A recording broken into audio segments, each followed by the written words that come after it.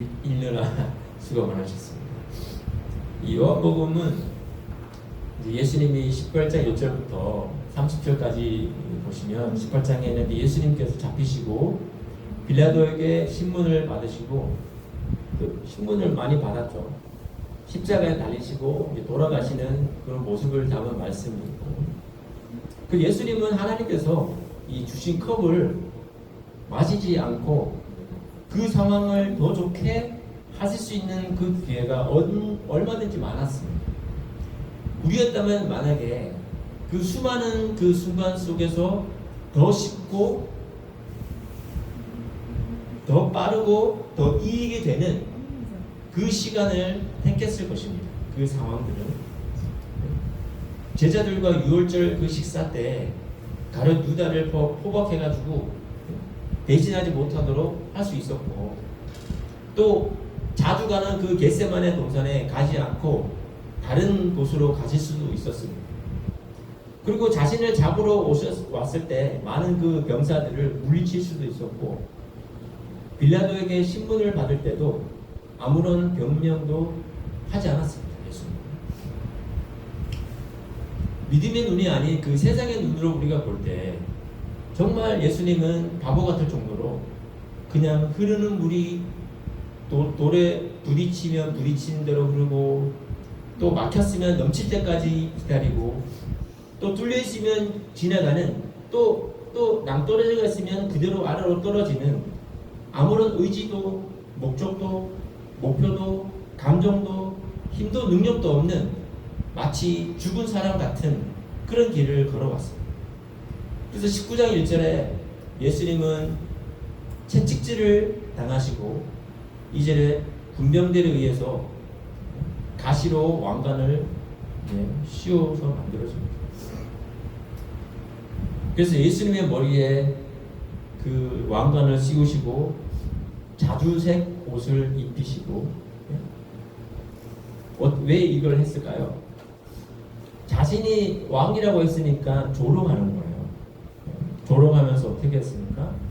손바닥으로 때렸습니다. 이렇게 유대인의 왕이여 평안할지어다 이렇게 하면서. 네, 진짜 때리려고 옆에 3절에 이 때리더라 이 말은 제가 찾아보니까 이 때리더라는 말이 없어요. 이 원어에는. 그래서 왜 때리더라고 번역했을까? 근데 원래는 이 때리더라는 말은 주다라는 말이거든요. 주다. 헬라어로. 그래서 이 여기 지금 문맥상 주다라기보다 이 행위는 어떤 동작을 가하는 이것을 말하는 거라고 이제 보였어요. 그래서 손바닥으로 때리는 행위는 때리는 그 행위 그 자체를 주는 것처럼 요한은 표현한 거예요. 그런데 왜 때리다라는 그 다른 단어가 있을 텐데 왜 이 단어를 쓰지 않고 굳이 주다 이 헬라어 단어를 썼을까? 그런 의문이 저에게 들었어요. 그 손바닥을 주다라는 표현을 생각해 볼 때 이 사도 요한의 의도를 저는 이제 알 수가 있었는데, 단순히 이 때리다라는 표현은 한 번으로 끝날 수 있지만 이 주다라는 표현을 함으로써 단순히 때리는 행위뿐만 아니라 그 행위가 아주 의도적이고 반복적이고 지속적으로 행해졌다는 것을 볼 수 있습니다. 그리고 이 단어는 완료가 된 상태가 아니라 미완료예요. 그리고 능동태이기 때문에 계속해서 손바닥을 주는 행위를 했다는 거예요. 이 군인들이 예수님한테 한 번으로 끝난 게 아니라, 그러니까 단순히 신체적으로 때린 것이 뿐만 아니라 예수님께 그만큼 모욕과 고통을 주는 행위라고 할 수 있거든요. 더 나아가서 영적인 그 차원에서도 깊이 있는 그 고통을 예수님께 가한 것이라고 할 수 있어요. 그리고 단순히 그 물리적인 고통이 아니라 하나님의 그 계획 중에 모두 포함되어 있는 그런 것을 말하고 있습니다. 그것을 요한이 이 단어로 표현하고자 했던 것입니다. 그래서 군병들이 예수님을 손바닥으로 때린 후에는 이제 빌라도가 다시 데리고 나가서 예수님께 아무 죄도 찾지 못했다고 말합니다. 빌라도가 왜 이렇게 예수님께 보면 관대한 이유가 있었을까요? 빌라도는 왜 예수님께 이렇게 관대했을까요? 우리가 살다 보면 다른 사람들과는 다르게 우리에게 잘 대해주는 그런 사람이 있다고 한번 생각해 보세요. 나의 개인에게 친절하게 해주고 도와주려고 하는 사람이 있다면 우리는 그 사람에게 호감을 가지고 아마 좋은 사람이라고 이제 좋은 이미지를 갖고 있을 것입니다. 그렇다면 빌라도가 좋은 사람인가요? 빌라도는 어떤 사람인가? 사도신경에 나오는 아주 유명한 사람이 되었습니다. 그죠? 우리가 사도신경 할 때마다 빌라도가 계속 나오잖아요. 사도신경이 있을 때 계속해서 빌라도 나오고 성경에도 빌라도가 많이 나옵니다. 그 역사적으로 빌라도는 중요한 인물이 되었습니다. 왜? 예수님의 처형에 직접적으로 관련된 사람이 바로 빌라도거든요. 이렇게 성경에도 여러 번 언급되는데 빌라도보다 더 많이 언급된 사람이 있습니다. 누굴까요? 바로 저입니다. 제 이름입니다. 제 이름. 저희는 상한이라는 이름이 성경에 몇 번 나오나 찾아봤더니 26번 나오더라고요.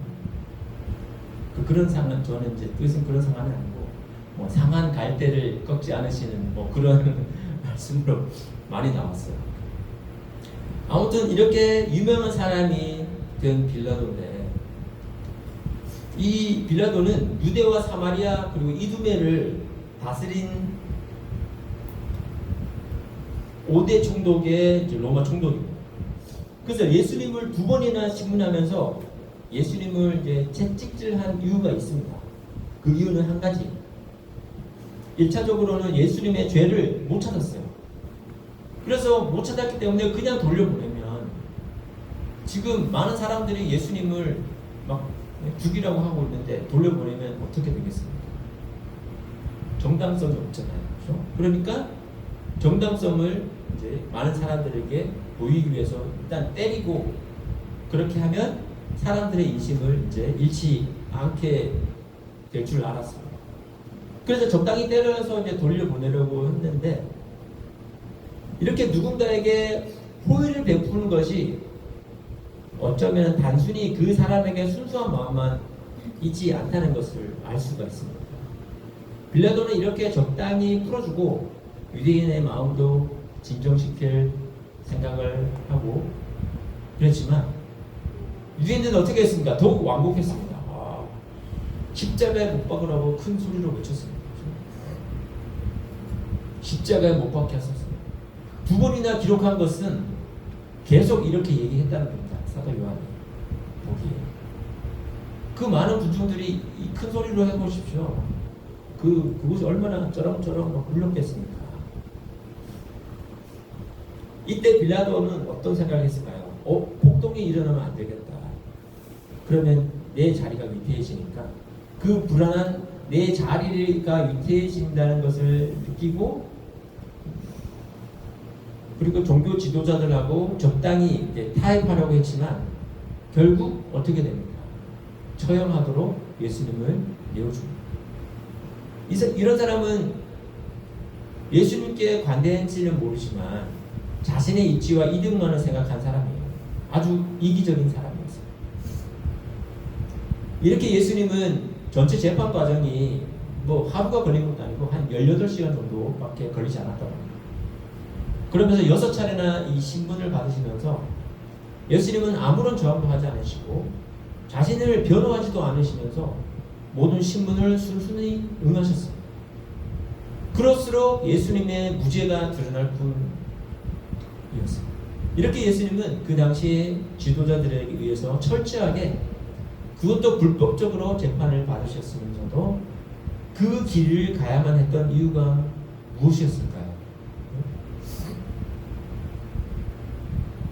가야만 했던 이유.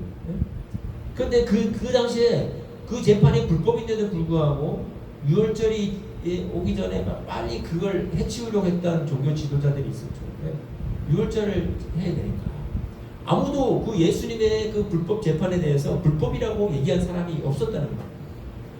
예수님은 재판 내내 빌라도나 종교 지도자들이 아니라 누가? 바로 예수님이 그 재판에 주도권을 쥐고 있었어요. 근데 보기에는 빌라도나 종교 지도자들이 그 주도권을 쥐고 있었던 걸로 보이지만 그렇지 않았다는 거예요. 요한복음 19장 10절에 보면 빌라도가 예수님께 이렇게 말합니다. 내가 너를 놓을 권세도 있고 십자가에 못 박을 권세도 있는 줄 알지 못하느냐. 그러니까 나에게 잘 얘기하면 내가 너를 놓아줄 수 있다, 이런 말이에요. 빌라도에게 자신에게 예수님에 대한 권세가 있다는 거죠. 십자가에 못 박을 권세도 있고 아니면 놓아줄 권세도 있다. 그러면 예수님이 뭐라고 하십니까? 위에서 주지 아니하셨다면 나를 해할 권세가 없었다. 그래서 지금 이 재판 모든 과정의 주인은 바로 예수님, 그리고 예수님을 보내신 하나님이시라는 겁니다. 빌라도는 오락가락했습니다. 그리고 유대인 지도자들은 증오와 분노로 반응했지만 예수님은 끝까지 침착함을 잃지 않으셨습니다. 그저 잔잔한 호수처럼 고요했습니다. 어떻게 그렇게 할 수 있었을까요? 왜냐하면 예수님은 진리를 아셨습니다. 그리고 하나님의 계획을 아셨습니다. 그리고 자신이 재판을 받고 있는 이 상황도 정확하게 아셨기 때문입니다. 수많은 압박과 재판에서 풀려날 수 있는 그런 호의도 있었고 박해도 있었지만 그냥 그대로 거기 계셨어요. 많은 사람들은 예수님께서 재판을 받으셨다고 생각하지만 정말 재판을 받은 사람들은 예수님이 아닙니다. 누굴까요? 바로 빌라도와 종교 지도자들, 유대인들. 그들은 비록 자신들이 재판을 하는 사람으로 자신이 착각하고 있었던 것입니다. 반대하는 사람이 한 사람도 없었으니까 얼마나 그 세력이 엄청났겠습니까? 그 많은 사람들이 예수님을 십자가에 못 박으라고 소리치고 있는데 누군가가 나서서 아닙니다, 그건 잘못된 재판입니다, 불법입니다 라고 외칠 수 있는 사람이 누가 있었을까요? 불가능합니다. 그러니까 그들은 자신들이 재판석에 딱 앉아서 마치 자신들은 재판관인 것처럼, 나는 의인인 것처럼 죄인을 심판하는 그런 마음으로 소리친 겁니다. 하지만 심판하시는 분이 따로 계시다는 것을 그들은 알지 못했습니다. 비록 예수님이 빌라도와 유대인 종교자들에게, 지도자들에게 심판을 받고 있다고 할지라도 그들은 그 당시 하나님 앞에서 재판을 받고 있었던 겁니다. 빌라도는 예수님을 놓아주면 가이사의 충신이 아니라는 말에 예수님을 가바다 재판석에 앉혔습니다. 이곳은 그 성전 구역에서 북서쪽에 있는 모퉁이에 있는 안토니아스 요새의 일부였습니다. 그래서 유대인 지도자들은 자신의 메시아를 거부하면서 로마에 충성하는 척했습니다. 종교 지도자들의 역할은 무엇입니까? 제사장들의 역할은 무엇입니까? 세상을 하나님께로 인도하는 역할을 해야 됩니다. 구약 성경에 보면 제사장은 백성의 대표로서 이스라엘 백성들에게 하나님께서 주신 그 비전이 뭐였냐면 너희는 제사장 나라가 되라고 하셨거든요. 제사장 나라, 거룩한 백성, 제사장 나라로서 이방인들, 하나님 믿지 않는 그 세상을 하나님께로 인도하는 역할을 해야 되는 그런 제사장들이 오히려 하나님께서 보내신 그 메시아 예수님을 죽이고 있는 것입니다. 로마에 충성하는 척 하면서 로마의 법에 힘을 빌어서 예수님을 처형시키는 거죠. 아주 완악한 행동이죠. 이 종교 지도자들은 세상이 하나님을 향할 수 있도록 인도해야 되는 역할이 있는 것입니다. 지금도 마찬가지입니다. 17절에 이 골고다라는 곳은 해골, 이곳에 이제 예수님께서 십자가를 지시고 이제 이 해골이라는 곳은 이 구석도 아니고 외곽의 이제 주요 도로변에 자리한 도로 옆에 자리한 언덕이라고 합니다. 그래서 이 언덕에 있는 바위가 해골처럼 보였다 해서 이제 해골이라고 하는데 이 로마는 이 도로를 오고 가는 수많은 사람들이 있었겠죠. 그러면 거기서 처형당한 사람을 보면서 어떻게 했겠습니까? 무서웠겠죠. 그 처형을 숱하게 거기서 이제 집행을 했던 거예요. 그것이 바로 로마의 십자가 처형의 방식이에요. 그때 죄수는 모두에게 이제 경고가 되는 거죠. 너 제대로 봐라. 이렇게 된다. 그래서 자신의 십자가를 지고 중요한 그 도로를 따라서 처형장까지 예수님은 가신 겁니다. 그래서 이 십자가 처형 방식은 형태와 십자가형에 따라서 방식이 좀 다양했어요. 예수님은 십자가에 못 박혔지만 또 어떤 죄수는 십자가에 밧줄로 묶이기도 했습니다. 그래서 이 방법들은 다 어떻게 됐냐면 결국 숨을 쉴 수가 없어가지고 숨을 쉬기가 힘들어서 결국 질식사한다고 합니다. 이 십자가에 달리고 죽는 거는 이 가장 고통스러운 죽음이에요. 왜냐면 한 번에 총을 맞아서 죽으면 그냥 죽는데 십자가 죽음은 조금씩 죽음으로 가는 거기 때문에 얼마나 고통스러운 죽음이에요. 그래서 이 세상에서 가장 고통스러운 죽음이라고 합니다. 끔찍하고 고통스러운. 근데 그 죽음 위에 머리 위에는 뭐라고 나옵니까? 유대인의 왕이라고 기록해요. 그 머리 위에는 그 예수님의 십자 머리 위에는 예수님이 어떤 분인가를 말해주고 있어요. 이제 모든 것이 예수님이 죽음으로 인해서 다 끝난 것 같았습니다. 사탄은 이제 승리의 축배의 잔을 마시고 축제를 열고 있었을 것입니다. 예수님은 유대의 왕을 뛰어넘어서 온 우주의 왕이 되셨어요. 히브리와 로마와 헬라 말로 기록되었다는 것은 온 세상을 말합니다. 온 세상 사람들의 왕이 바로 누구냐면 예수 그리스도라는 겁니다. 비록 아무런 힘도 쓰지 못하고 처형당한 그런 분이지만 모든 것이 끝난 것 같은 그 시간에 다시 하나님께서는 시작하신 것입니다. 23절에 예수님께서 이 구약 성경의 말씀을 성취하신 분으로 기록합니다. 내 옷을 나누고 내 옷을 제비 뽑는다. 이것이 구약 성경에 나와 있습니다. 그리고 28절에도 보면 내가 목마르다 하고 신포도주를 이제 입에 하십니다. 이것도 성경 말씀을 성취하신 분으로 기록합니다. 그래서 구약에서 말씀하신 그 메시아가 바로 누구냐면 유대인들이 너희들이 죽인 바로 이 십자가에서 죽은 처형당한 바로 그 예수가 구약에서 너희들이 기다리던 그 메시아다. 그리고 예수님은 마지막에 하신 말씀 다 이루었다 라고 말씀하셨습니다. 돌아가셨습니다.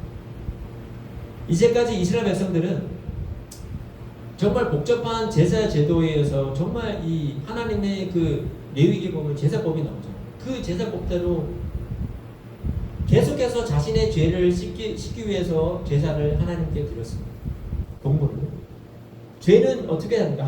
하나님과 인간을 분리시키는 역할을 합니다.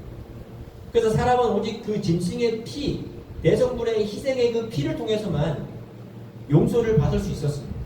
그리고 그 용서로 인해서 하나님께 앞에서 깨끗해질 수 있었습니다. 하지만 사람들은 어떻게 해요? 계속해서 죄를 또 짓습니다. 그래서 계속해서 동물의 피해 제사를 하나님께 드릴 수밖에 없었습니다. 그런데 이제 예수님께서 최종적이고 완전한 속죄 제물이 되셔서 다 이루었다라고 하신 거예요. 이 말은 다 지불한 거예요. 그러니까 우리 모든 이 세상에 믿는 사람들의 그 피값을 다 지불한 거예요. 모든 죄의 값을 다 예수님께서 혼자 지불하셨다는 거예요. 우리는 얼마를 냈습니까? 우리 아무 돈도 내지 않았어요. 완전히 예수님께서 완성하셨다는 거예요. 완전히 해내셨어요. 무엇을 해내셨습니까? 우리의 모든 죄의 문제를 예수님께서 완전히 이루신 거예요. 해결하신 거예요. 그런데 단 믿는 자들에게만 해결하신 거예요. 예수님께서 그 길을 가셔야 했던 그 이유는 바로 다 이루시기 위함이었습니다. 예수님께서 그 잔을, 하나님께서 주신 잔, 그 하나님께서 주신 컵을 진행하길 원했지만 결국 컵을 마신 이유는 다 이루시기 위함이었습니다. 비록 패배한 것 같고 손해보는 것 같고 다른 사람들이 보기에 바보 같은 행동인 것 같지만 또 누군가에게는 상대적으로 자신이 승리했다고 기뻐했다고 확신할 정도로 완전한 패배의 길을 예수님이 가신 것입니다. 그런데 그 길의 마지막이 다 이루었다라고 말할 수 있는 그 길, 어쩌면 이 다 이룰 수 있었던 유일한 방법이 그 길밖에 없었는데 우리는 이것저것 여러 가지 방법을 찾고 또 생각하고 이것저것 비교해보고 또 효율적으로 또 합리적인 방법들을 찾아가지고 결국 이 길이 가장 좋은 길이야, 이 길이 하나님께서 원하시는 길이야 하면서 걸어가고 있지는 않은지 우리는 생각해봐요. 예수님의 제자들은 예수님의 그 선택을 무시했습니다. 들으려고 하지 않았습니다.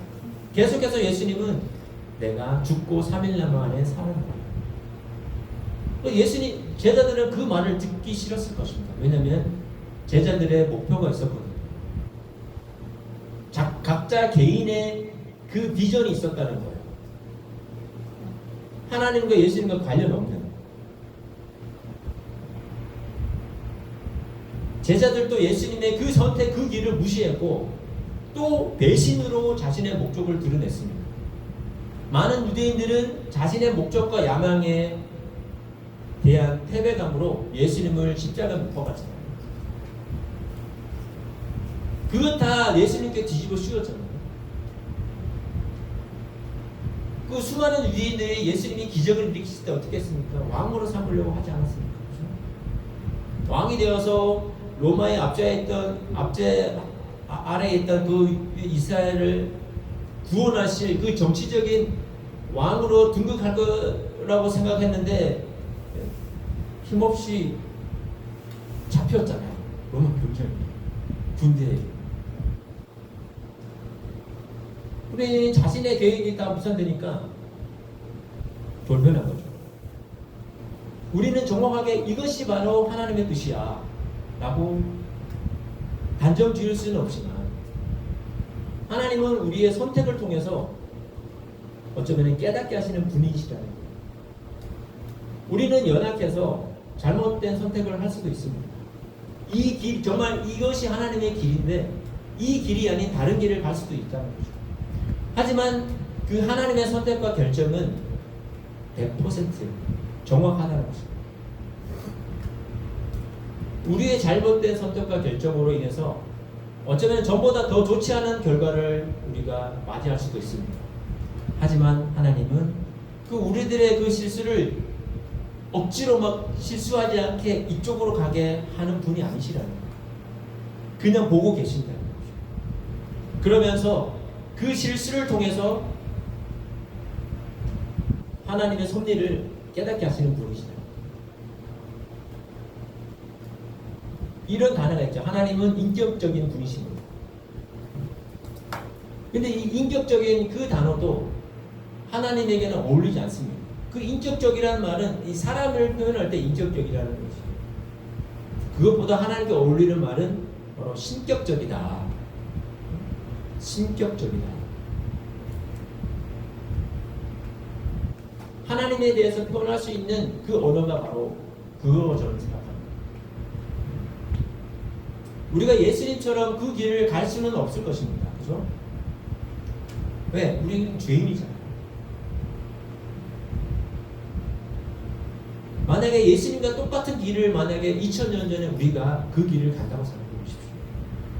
그 수많은 그 구멍을 빠져나갈 수 있는 구멍을 어떻게 해서도 우리는 빠져나갔을 것입니다. 오히려 내가 살면서 더 좋은 길을 선택했을 것입니다. 우리가 하나님의 성령 안에서 주님의 뜻을 발견하기는 쉽지는 않습니다. 하지만 하나님의 말씀이 우리 안에서 역동적으로 움직이고 있으면 그 문제는 달라집니다. 말씀이 육신이 되어서 이 땅 가운데 오신 그 예수님의 말씀이 우리 안에서 살아서 움직이면 우리는 조금 더 하나님의 뜻과 계획에 다가갈 수 있게 되는 것입니다. 예수님이 선택하신 그 길은 자신을 향한 하나님의 계획을 정확하게 아셨기 때문입니다. 그렇다면 우리를 향한 하나님의 계획을 깨닫는 사람은 정말 행복한 사람입니다.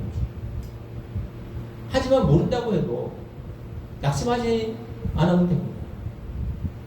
왜냐하면 성령께서 우리를 도와주시기 때문에, 예수님이 우리의 기도와 간구를 들어주시기 때문에, 그래서 결국 우리는 주님 안에 있는 우리 모두를 하나님의 선하신 계획 가운데 살 수 있도록 하나님께서 우리를 인도해 주신다는 것을 믿는다면, 예수님께서 마지막에 다 이루었다라는 말을 할 수 있는, 우리를 통해서 다 이루었다, 그런 우리의 마지막이 되면 얼마나 좋겠습니까?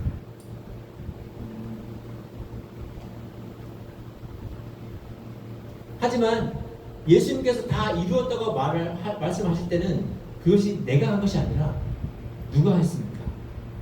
우리 안에 계신 성령님이 한 것이죠. 내가 하려고 하면은 넘어질 수밖에 없잖아요. 내 힘이 아니라 예수님께서 하나님의 뜻 가운데 그 길을 걸어가신 것처럼 우리가 그 길을 갈 수 있는 힘은 우리의 힘이 아니라 나의 능력과 지혜와 지식이 아니라 바로 하나님께서, 예수님께서 우리에게 보내주신 성령의 힘으로 우리가 할 수 있다는 거죠. 그럴 때 우리가 하나님의 뜻을 행할 수 있다는 것입니다.